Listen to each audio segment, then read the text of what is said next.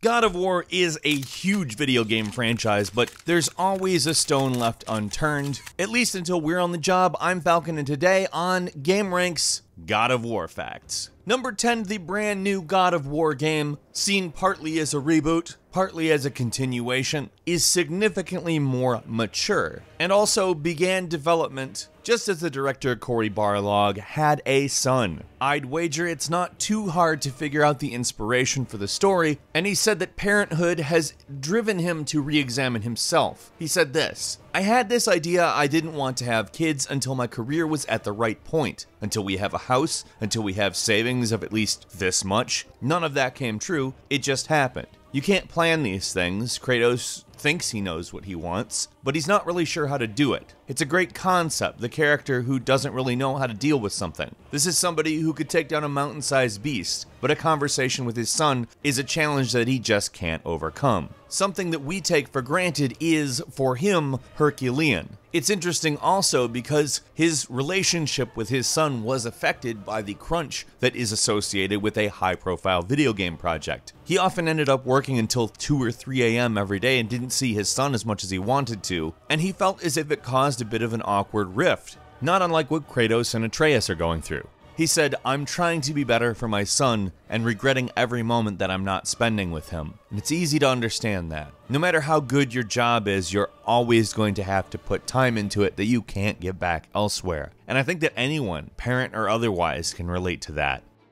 Number 9, David Jaffe, the original creator of the entire series of God of War, was originally going to converge the entire story in God of War 3, in which the Norse gods and Egyptian gods would be at war with the Greek gods. It would have turned out that Kratos himself would have had counterparts in both Norway and Egypt, and they would have become the 3 wise men, which would have started all of the one god religions. During the ending, you would have actually played as the 3 different wise men in an alternating fashion, and they also would have explained the Sphinx, you know, the Sphinx in Egypt, as a monster that Kratos froze with Medusa's head, and that Kratos would have ultimately sacrificed himself to live with his family in Hades. Now, there's a lot of people who think that this would have been a very controversial choice, and for all we know, it very well could have. It's an actually pretty interesting idea for the story, but the way they've actually set it up, I kind of like better, the sort of passing of an era transition to a new era type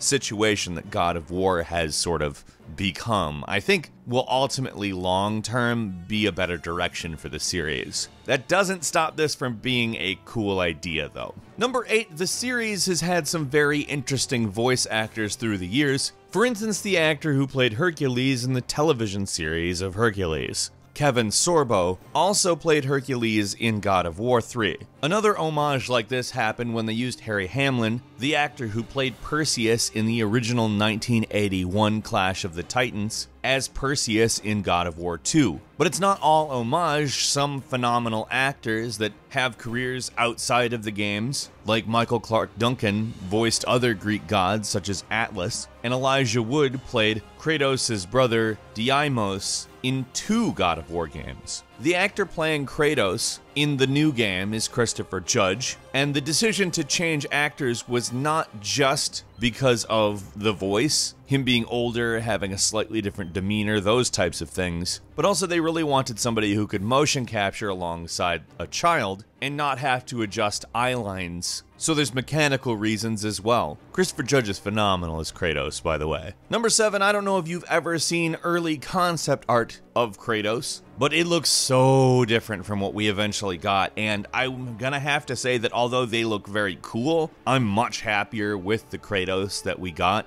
In a lot of ways, I feel like the art was inspired by 1990 cyberpunk quite a bit. Of course, melded with more classical elements, but they had a more distinctly post-apocalyptic feel, at least in my opinion. And the Kratos we know and love today is, well, let's just say, pretty damn badass. Also has a more distinctly Greek feel to him. Number 6, David Jaffe originally wanted to have a fairy companion similar to Navi in Legend of Zelda Ocarina of Time, who would accompany Kratos very briefly through the first level, and in a commentary of other video games of the time, Kratos would get annoyed with the fairy and kill it. They scrapped it, I think ultimately because the fairy wasn't annoying enough in Ocarina of Time for people to truly hate it, and might have taken it as a slight towards Zelda, but honestly I think it was pretty funny and would have taken it as an homage personally. Number 5, on the remastered version on PS4, Sony censored some of the trophy names containing innuendos and replaced them with still slightly suggestive titles, but not quite as. For instance, the trophy called Are You Horny to Win was changed to Horn of Plenty. The trophy Hooker was changed to Depths Below. Also, the trophy I Didn't Do It, But I Wish I Did, which is awarded for killing the Poseidon Princess, was removed entirely because they didn't want to suggest that beating women should be rewarded. I kinda support this personally because those things feel embarrassing looking back on. I gotta laugh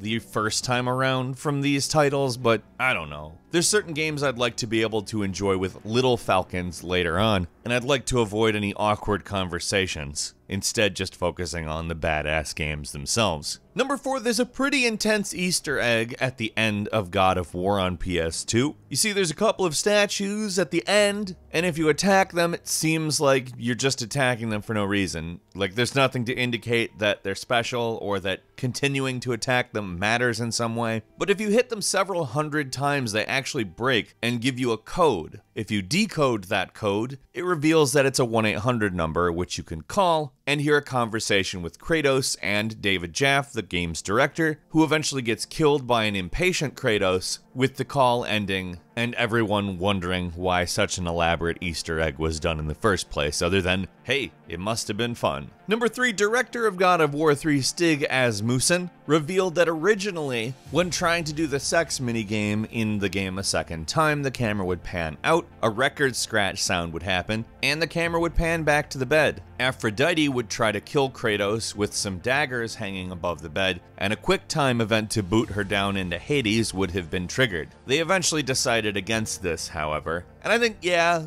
it makes sense, because the sex minigame is kind of a distraction as it is. Number 2, director Cory Barlog, who has been with the series since the beginning, isn't the only person in his family to have written something that people are very fond of. His father, James Barlog, is also an award-winning author, penning a series of books about 2 young girls who are whisked away into a magical land, as well as a number of young adult horror books. It's probably safe to say there was some input he offered on the new game as well as all the previous ones, so it's kind of a cool little tidbit to know. He probably did have some influence from other creative people in his family. And finally, number 1, both David Jaffe and Cory Barlog said that they did not view the second God of War game as a sequel, but a specific continuation of the first game. Sort of like an expansion pack, but not really, because they wanted people not to think of it as an expansion pack, but more as another chapter. Now, in a lot of circles, that's called a sequel, but I can understand where they're coming from, because it is very much literally as if the game simply continues, and that's not a bad thing. That's actually a pretty good thing.